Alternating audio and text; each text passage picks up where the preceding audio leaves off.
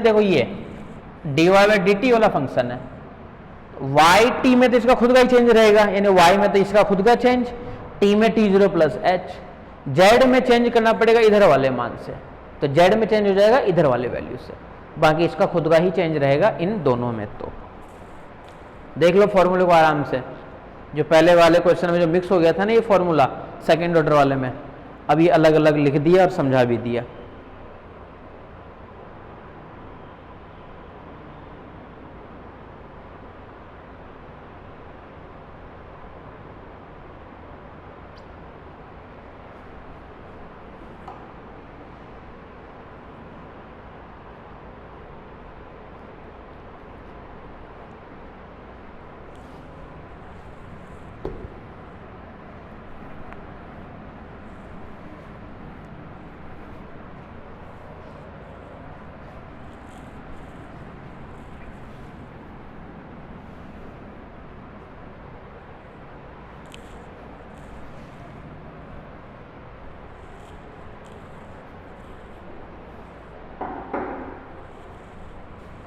Firstly,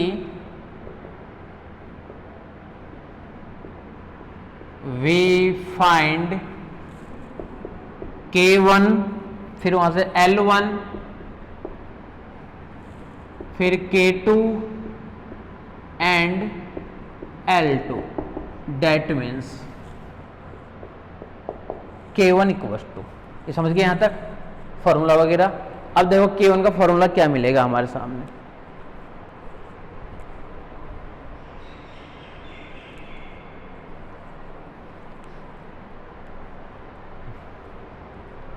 रख दो यहां से मान एच एफ, एच का मान क्या है 0.2, 0.2,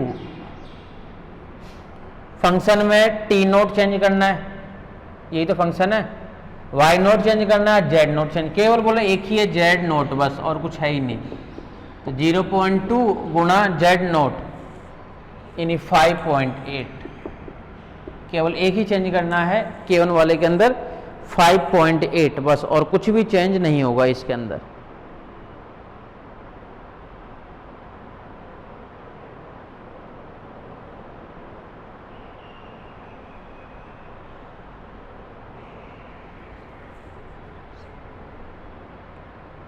ठीक है,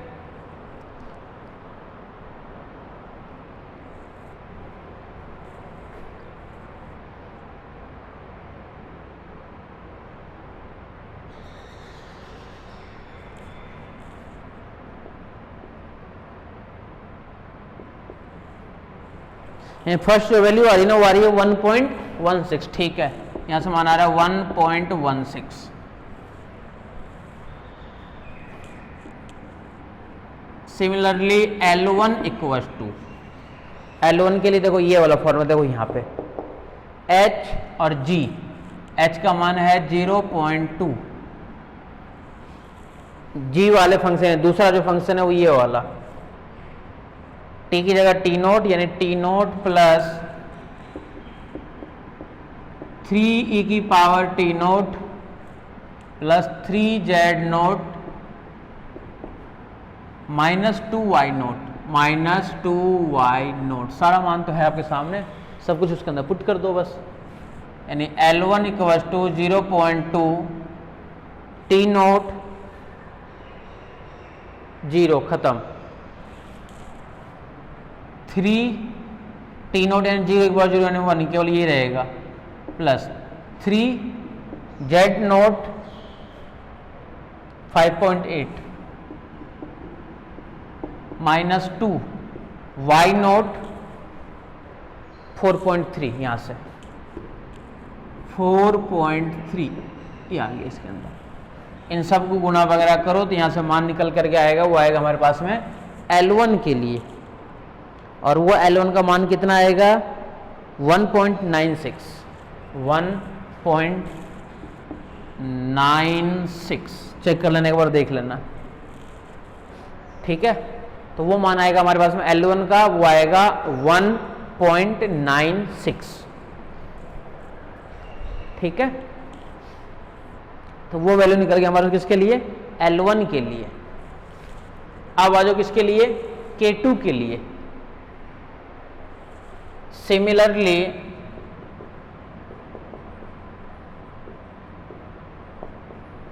K2 इक्वल टू H यानी 0.2 यहां से तो एज इट इज रहेगा। चेंज क्या क्या करना है दूसरे फंक्शन में, ये देखो आप तो t की जगह t0 प्लस एच बोला है ही नहीं, y बोला y भी नहीं है, z है केवल यानी z0 प्लस L1, यहां से मिलेगा z0 प्लस का L1।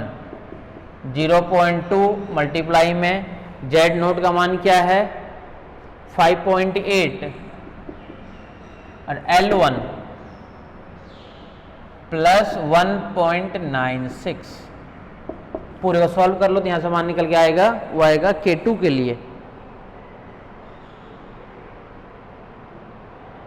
और वो निकल करके आएगा हमारे सामने 1.552 1.552 ये मान है किसके लिए K2 के लिए 1.552।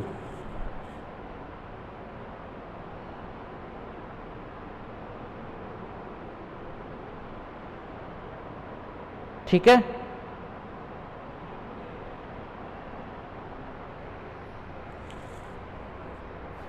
डिफरेंशियल इक्वेशन y में था केवल, तो z वाले सॉल्यूशन करने का कोई मतलब है नहीं, क्योंकि डिफरेंशियल इक्वेशन जो गिवन है वो केवल y में गिवन है, तो y में गिवन से मतलब क्या हुआ, केवल y वाले से मतलब था हमें। z वाले तो इसलिए अपन चेंज किए हैं क्योंकि y वाले में ये L1 वाला मान काम में आ रहा था, इसलिए अपन इस वाले को सॉल्व किए थे। देन अब हमारे पास जो मान आ जाएगा वो किसके लिए आ जाएगा, y के लिए आ जाएगा। देन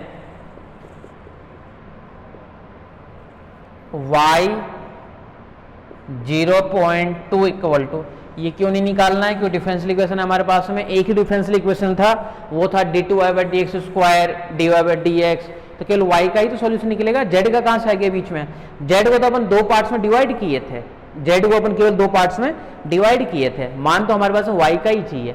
अब इसके लिए L2 का मान निकालने की जरूरत नहीं, चाहो तो आप लोग दिखा सकते हो, L2 भी निकाल लिए, फिर y भी निकल गया और z भी निकल गया, चाहो तो दिखा सकते हो, लेकिन हमें दिखाना ही नहीं, हमें केवल y 0.2 से मतलब है। फॉर्मूला क्या था, y नोट का मान क्या है 4.3 प्लस 1/2 K1 प्लस K2, तो K1 का मान क्या है 1.16 प्लस 1.552, यहां से मान निकल जाएगा y 0.2 इक्वल टू, सबको कर लो प्लस माइनस, और ये मान निकल करके हमारे सामने आएगा, वो आएगा 5.656 ये मान निकल करके आएगा हमारे सामने, वो आएगा y 0.2 के लिए यानी yt के लिए, तो ये मान है y 0.2 के लिए। ठीक है,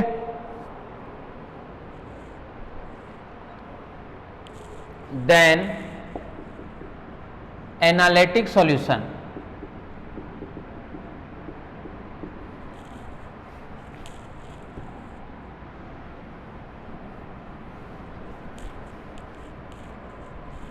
analytic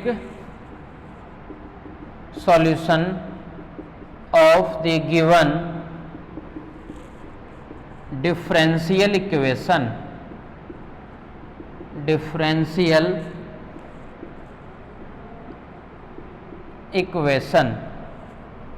analytic solution of the given differential equation क्या मिलेगा वो भी देख लो। y बराबर 3/4 e की पावर क्या था मान, वो देख लो,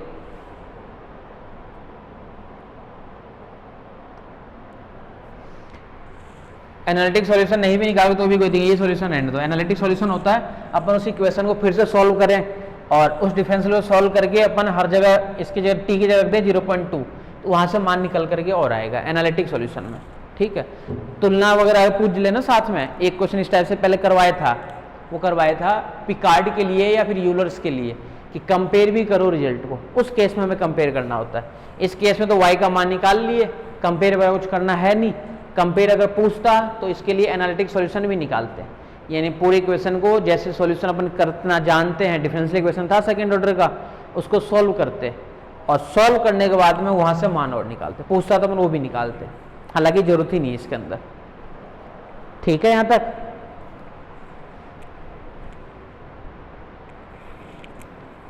तो ये वाला पार्ट हमारे पास किसके लिए था, सेकेंड ऑर्डर के लिए। फिर से इसको चेंज करना, एक फोर्थ ऑर्डर में भी कैसे चेंज करते हैं ये भी बता देता हूं। फोर्थ ऑर्डर में कैसे चेंज करना है,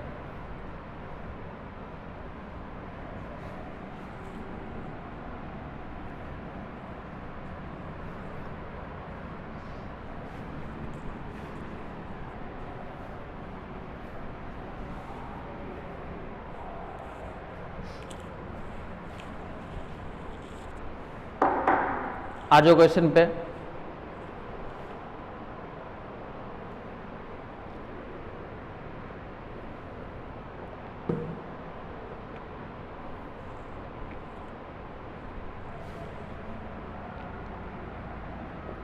using fourth order Runge-Kutta method, using fourth order Runge-Kutta method, ठीक है,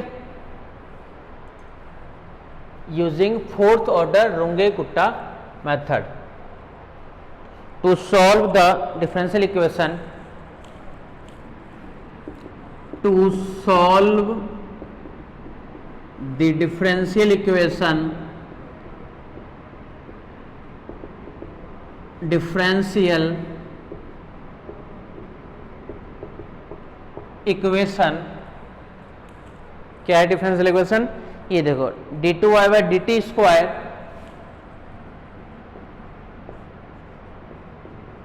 प्लस 2dy बाई dt, इसमें मेथड का नाम नहीं दे रखा है, ध्यान रखना, मेथड का नाम नहीं देता है ना तो आप लोग अपने हिसाब से कोई भी मेथड लगा सकते हो, सेकेंड ऑर्डर लगाओ, थर्ड ऑर्डर लगाओ, फोर्थ ऑर्डर लगाओ। फोर्थ ऑर्डर लगाओगे तो एरर बहुत ज्यादा कम आता है, सबसे अच्छा मेथड होता है फोर्थ ऑर्डर। अगर आर के मेथड का नहीं आता है, केवल इतना आता है सॉल्व द डिफरेंशियल इक्वेशन, तो रूंगे गुट्टे का कोई सा भी मेथड लगा सकते हो। अब फिर रूंगे गुट्टा ही क्यों, यूलर लगाओ, यूलर मॉडिफाई लगाओ, एच देखो एच दे रखा है नहीं दे रखा है, एच दे रखा है, अब मॉडिफाई लगा सकते हो, यूलर्स लगा सकते हो, एच नहीं दे रहा है फिर पिकार्ड देखो, तो नहीं मेथड नाम देगा तो कुछ भी मेथड लगा सकते हो। 2dy by dt plus y बराबर 0, प्लस y बराबर 0 and initial condition are, initial condition क्या है, y बराबर 0, dy बाई dt बराबर 1, y बराबर 0 और dy अपॉन में dt बराबर 1 और t बराबर 0,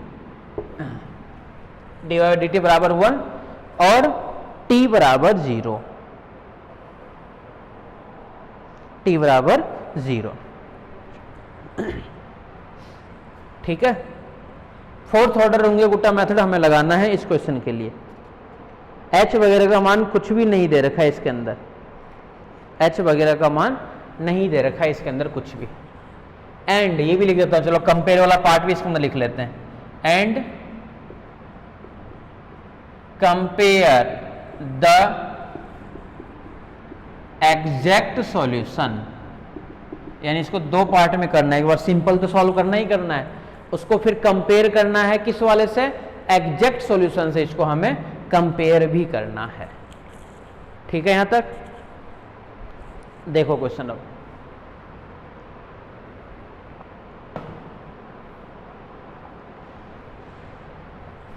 सॉल्यूशन, अच्छा थर्ड ऑर्डर का इसको ले लें, तो थर्ड ऑर्डर का साइमल्टेनियस का एक भी क्वेश्चन नहीं कराया हूं, इसको अपन थर्ड ऑर्डर कर देंगे फोर्थ ऑर्डर की जगह। खैर थर्ड ऑर्डर से एक ऑर्डर ज्यादा ही कर रहे हो, फोर्थ ऑर्डर जब कर रहे हो ना तो K1 का मान तो सेम ही होता है, K2 का मान सेम होता है, K3 का बस मान चेंज होता है, यानी फोर्थ ऑर्डर वाले में K1 K2 तो सेम रहता है, बस K3 आपको अलग से और निकालना है। तो थर्ड ऑर्डर वाला कर लेना, फोर्थ वाला कर लेते हैं अपन। चलो, हेयर गिवन, ये चलो थर्ड ऑर्डर का भी इसके बाद में क्वेश्चन और करा दूंगा। Differential equation, differential equation is d2y upon में dt square plus 2dy upon में d of t plus y equals to 0। We late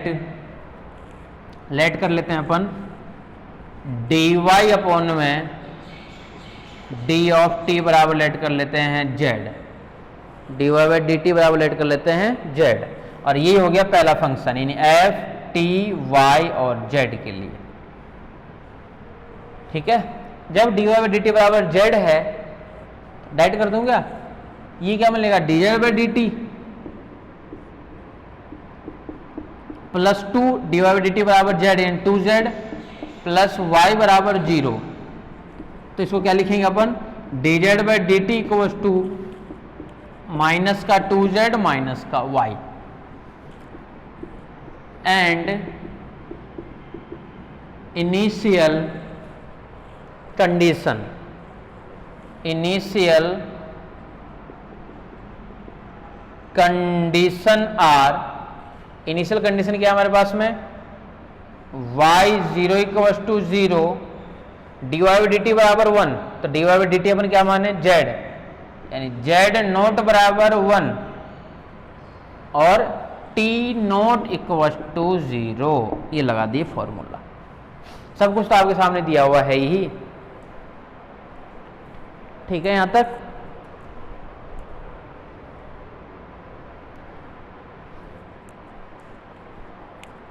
सब कुछ दे रखा है, सारा मान एज इट इज दे रखा है आपके सामने। ठीक है, अपने को चलना है उस वाले मेथड के अंदर।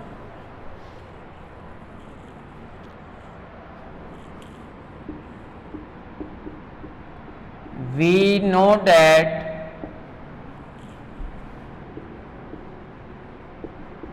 Fourth order R K formula is, R K formula is, we know that fourth order R K यानी रुंगे कुट्टा फॉर्मूला इज। ठीक है, तो आर के फॉर्मूले को क्या मिलेगा, फोर्थ ऑर्डर के लिए, ध्यान से देखना इधर, fourth order R K formula y t1 equals to, अच्छा h का मान नहीं दे रखा है, h का मान इसके अंदर नहीं दे रखा है आपके पास में क्वेश्चन के अंदर, तो ये भी ध्यान रखना साथ में।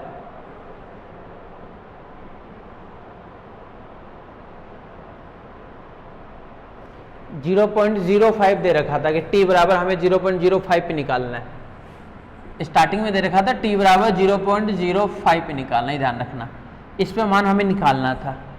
ठीक है, देखते से वो h का ही मान है, तो एक तरीके से वो h का ही मान है। कौन सा मान, t बराबर 0.05 वाला मान। ठीक है, तो वो h का ही मान समझना उसको। ठीक है,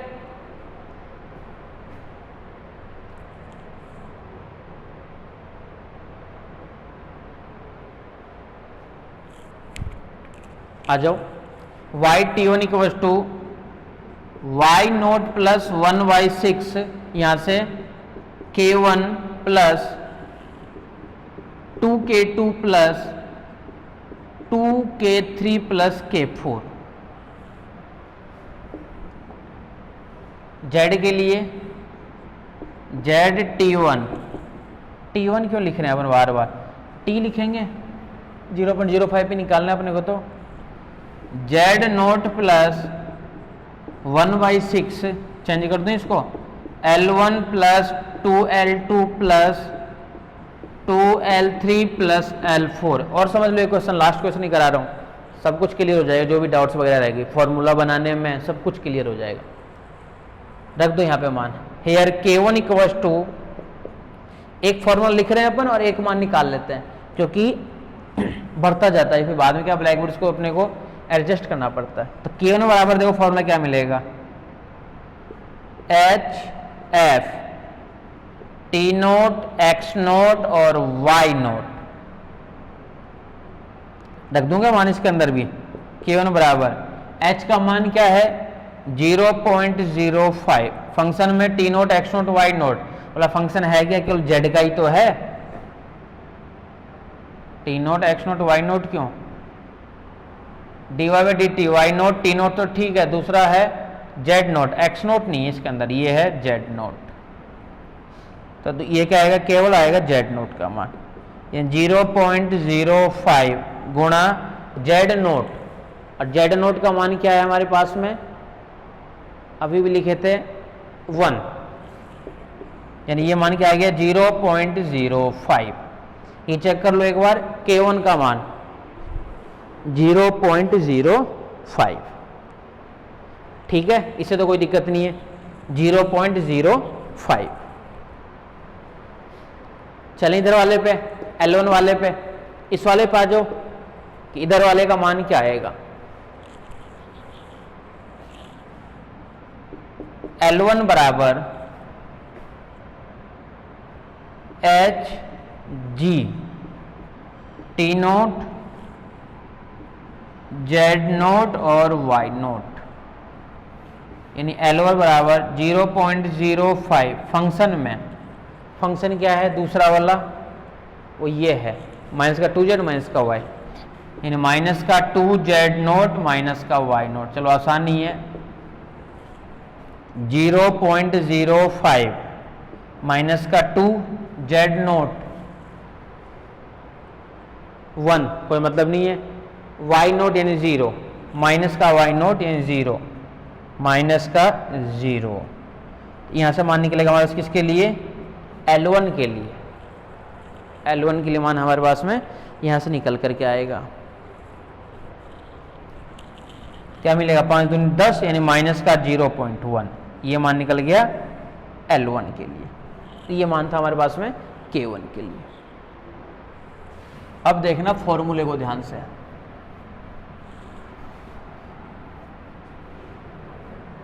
फॉर्मूला क्या बनेगा वो देखो,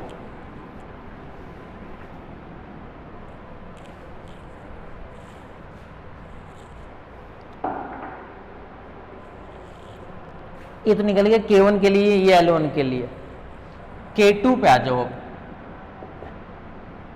H F ये फंक्शन है dy बाई dt का, तो y में t में इसी का चेंज होगा, y में t में इसी का चेंज होगा, यानी y naught plus K1 by 2, y में इसी का चेंज होगा, t में इसी का चेंज होगा, z में उधर वाले का चेंज होगा, यानी z note plus L1 by 2 और t note plus h by 2। ये सही है फॉर्मूला, देख लो एक बार K2 का जो फॉर्मूला बनाए हैं अपन, t note plus h by 2, y naught plus K1 by 2 और z note plus L1 by 2, कोई दिक्कत नहीं इस फॉर्मूले के अंदर। ये फॉर्मूला किसके लिए है, K2 के लिए। अब तो बना पा रहे हो ना फॉर्मूला, अब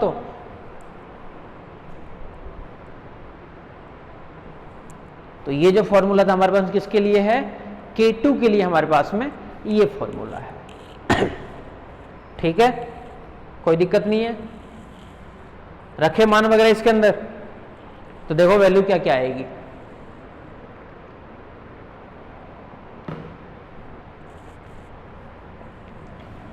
K2 इक्वल्स टू h का मान है 0.05, फंक्शन इतना मेहनत ही नहीं करना इसमें, तो केवल फंक्शन z का है, तो z में चेंज होगा केवल क्या मिलेगा, z note plus L1 by 2, बस इतना ही तो चेंज होगा, यानी 0.05 और z नोट, तो z नोट का मान क्या है, ये है 1, यानी 1 प्लस L1 का मान है माइनस का 0.1, माइनस का 0.1 अपॉन में 2, यहां से मान निकल गया K2 के लिए। कर लो पूरे को सॉल्व, तो मान आएगा K2 का, वो कितना आएगा 0.0475, 0.0475 ये मान आ गया हमारे पास में K2 के लिए। L2 का फॉर्मूला ध्यान से देखना कि L2 का अपन फॉर्मूला कैसे बना रहे हैं। L2 बराबर जी क्यों, H तो रहेगा ही रहेगा, G। L2 वाला फंक्शन ये देखो ये है, Z और T में तो ये अपना ही चेंजिंग देगा, यानी Z में तो क्या चेंजिंग देगा, ये Z1 Z0 plus L1 upon में 2 अपना ही चेंजिंग देगा, T में भी अपना ही चेंजिंग देगा, ये T0 प्लस H/2। Y में ही अपना चेंजिंग नहीं देगा, ये Y में देगा इधर वाले का चेंजिंग, यानी Y0 प्लस K1/2। सीक्वेंस लिखोगे ना तो और ज़्यादा अच्छा रहेगा। जैसे पहले फंक्शन जैसे किस में ले रहे हो आप लोग, TZY में ले रहे हो ना, तो पहले इसको लिखा करो, फिर Z को, फिर Y को, तो सीक्वेंस में रखोगे तो और अच्छा रहेगा। तो ये फॉर्मूला हमारे पास में है L2 के लिए, T0 plus H/2, Y0 plus K1/2 और Z0 प्लस L1/2। अब तो कोई दिक्कत नहीं है फॉर्मूला बनाने में, सारे फॉर्मूला इसी टाइप से बनाने, कोई भी चेंज नहीं है फॉर्मूला। ठीक है, कर दें इसके अंदर वैल्यू वगैरह पुट कर देते हैं, इसके अंदर मान देखो क्या क्या मान आएगा। L2 बराबर 0.05 फंक्शन, ये फंक्शन माइनस का 2, Z में चेंजिंग है देखो पहला वाला मान, यानी Z0 plus L1/2 minus Y में चेंजिंग देखो ये दे रहा है, यानी Y0 प्लस K1 अपॉन में 2, ये रख दी इसके अंदर वैल्यू। ठीक है,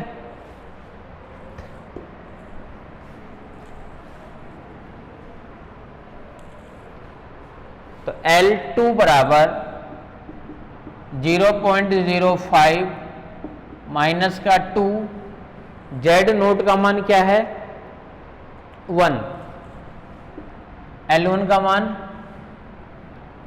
माइनस 0.1 अपॉन में 2 माइनस Y0 का मान 0, K1 का मान 0.05 अपॉन में 2। पूरे को सॉल्व वगैरह कर लो तो यहाँ से मान निकल जाएगा, L2 का आपके सामने है, माइनस का 0.09625 0.9625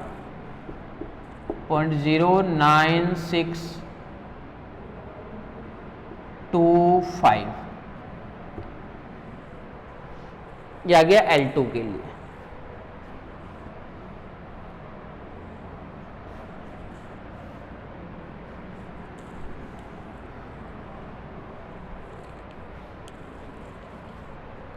K1 K2 का मान तो निकाल करके उसके अंदर पुट कर दोगे खुद ही, कोई दिक्कत नहीं इसमें। तो ये नीचे लिख देता हूँ कि K3 K4 भी है, तो dy/dt तो हमारे पास में है Z और ये है Z0 बराबर 1, T0 बराबर 0 और यहाँ से Z0 बराबर तो है 1,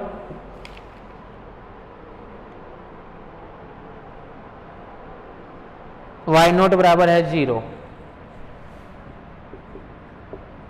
फंक्शन जो दूसरा है वो है dz अपॉन में dt माइनस का 2z माइनस का y।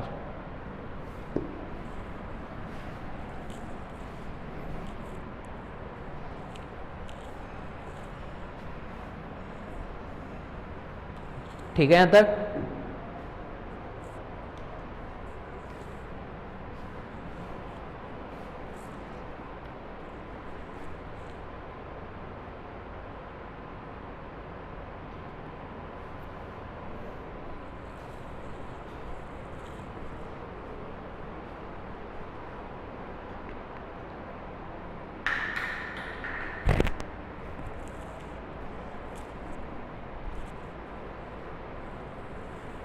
आ जाओ K3 वाले मान पे।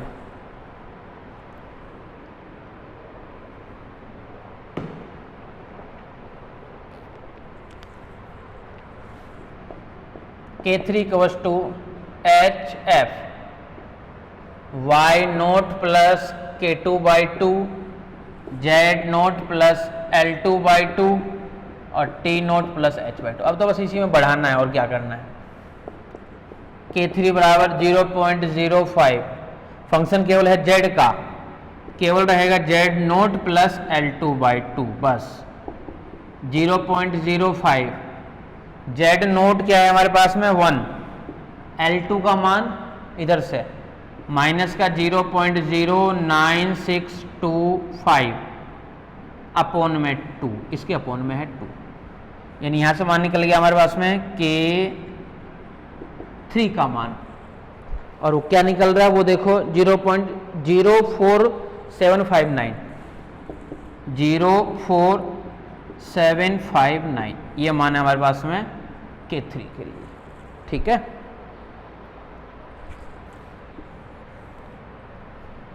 L3 = फॉर्मूला देखो क्या मिलेगा, दिया हुआ है वही उसी में चेंज कर देते हैं। Hg Z note plus L2/2 T note plus H/2 Y naught plus K2 upon में 2, ये फॉर्मूला है L3 के लिए, ये वाला मान। यानी यहां से जो मान निकलेगा वो निकलेगा L3 का। H का मान 0.05, फंक्शन में केवल 2Z नोट माइनस का 2 Z की जगह जेड नोट प्लस L2/2 और माइनस का Y, माइनस Y की जगह Y नोट प्लस K2/2, ये मान आ गया पूरा पूरा। यानी L3 बराबर यहाँ से मान निकलेगा हमारे पास में, वो निकलेगा L3 का मान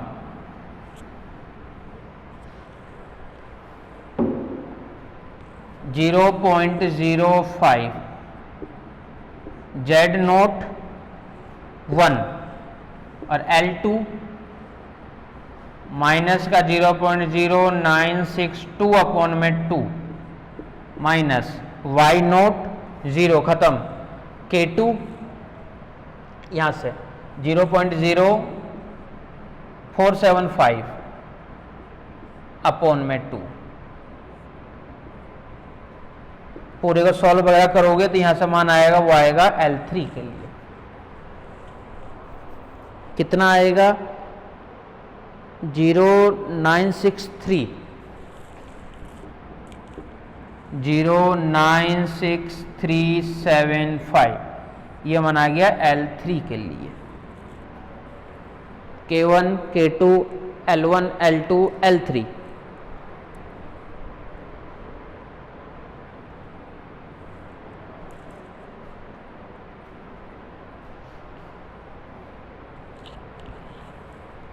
ठीक है, यहां तक निकल गए सारे सारे मान।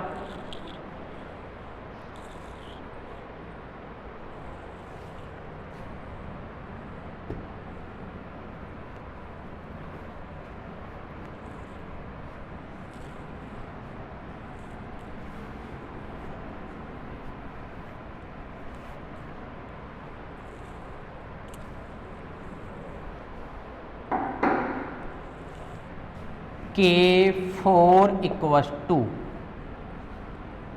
HF, K4 का formula T note plus H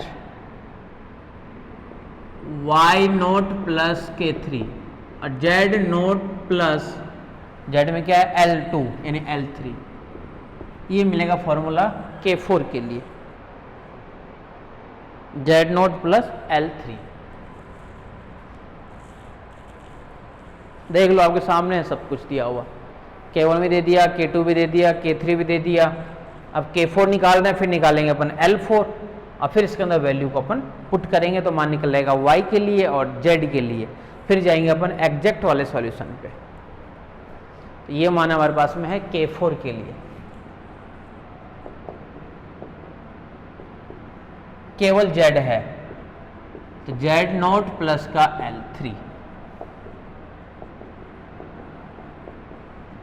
Z note मतलब 1 प्लस L3 माइनस का 0.096375, तो यहां से मान निकल के आ जाएगा हमारे पास में K4 के लिए और ये मान आएगा 04518 04518, ये मान है K4 के लिए। L4 पे आ जाओ सबसे मेन तो, कि इसके अंदर फंक्शन में Z भी है और साथ में Y भी है, इसमें दोनों के लिए फॉर्मूला बनेगा अलग अलग। H G Z note plus L3 T note plus H यहां से, और Y नोट प्लस K3,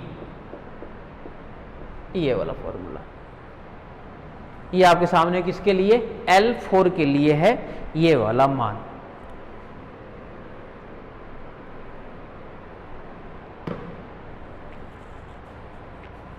ठीक है, तो सब कुछ आपके सामने है दिया हुआ, K1 K2 K3 K4 L1 L2 L3 L4 यहां तक का मान, यानी L4 इक्वल्स टू H यानी 0.05 माइनस का 2 Y की जगह Y नोट प्लस का K3 माइनस का 2Y0, क्या था फंक्शन हमारे पास में? माइनस का 2Z माइनस का Y, माइनस का 2Z माइनस का Y और माइनस का Y के रखना है Y0 प्लस का K3, ये सारा मान आपको पुट करना है। 0.05 माइनस का 2, Z नोट की जगह 1 प्लस L3 का मान ये है माइनस का 0.096375 माइनस Y नोट 0 खत्म K3 0.04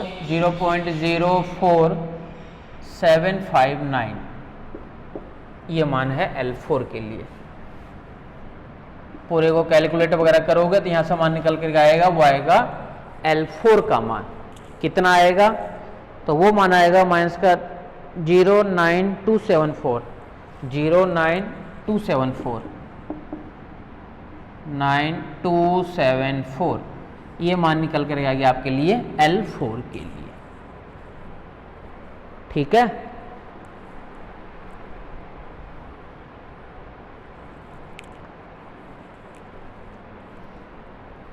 सब कुछ निकल गया। K1 K2 K3 K4 L1 L2 L3 और साथ में L4।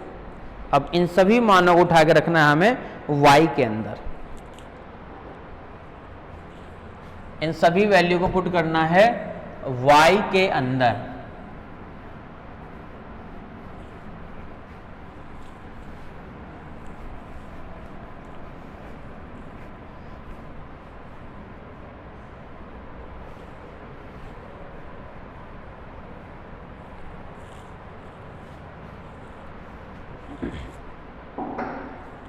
Then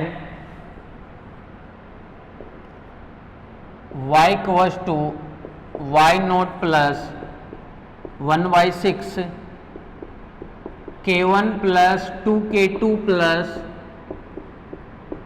2K3 plus K4, सब कुछ मान आपका इसमें निकाल रखे हो। K1 K2 K3 K4 इसके अंदर पुट कर दो तो मान आएगा Y का, और वो आएगा आपके पास में 04756 ये निकल गया आपके पास में Y के लिए मान।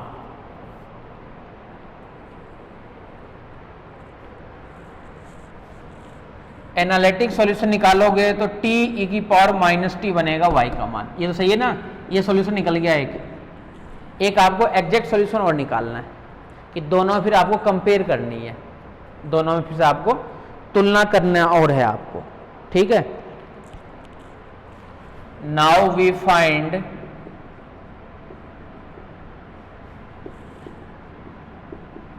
Analytic solution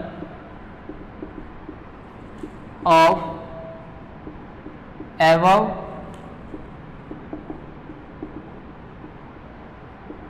differential equation is क्या है वो y बराबर t e की power minus T, t e की पावर माइनस टी रख दो करके तो ये मिलेगा। तो y 0.5 रख दो, यानी y 0.05 इक्वल्स टू 0.05। सॉल्यूशन करने के बाद में ये मिलेगा, सॉल्यूशन करके देख लेना आप लोग, यही मिलेगा e की पावर माइनस 0.05, यानी यहाँ से जो मान आएगा वो आएगा 0.05 इक्वल्स टू 04756, 04756 बिल्कुल एग्जैक्ट आएगा। पॉइंट के बाद में 5 डिजिट तक, तो 5 के आगे लेते हो तब जाकर के चेंज दे सकता है, तो पॉइंट्स तक तो बिल्कुल एग्जैक्ट सॉल्यूशन ही देगा। 5 तक तो हमें बिल्कुल एग्जैक्ट सॉल्यूशन ही मिलेगी। तो ये हमारे पास में किसके लिए मेथड है, ये था हमारे पास में रुंगे गुट्टा के लिए, साइमल्टेनियस वाले के लिए रुंगे गुट्टा फोर्थ ऑर्डर का मेथड। जब y डबल डैश आ जाए, y ट्रिपल डैश आ जाए तो उसको अपन ऐसे चेंज करेंगे, चाहे किसी भी फॉर्मेट का हो क्वेश्चन।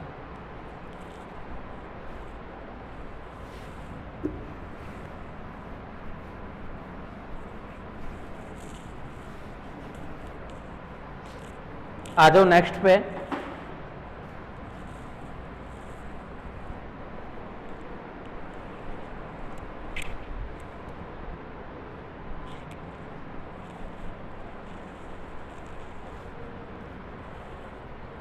एक टेलर का और क्वेश्चन कर लें या नेक्स्ट चले मिलने मेथड में? चलो देखते हैं अपन, अब नेक्स्ट क्लास के अंदर पढ़ते हैं।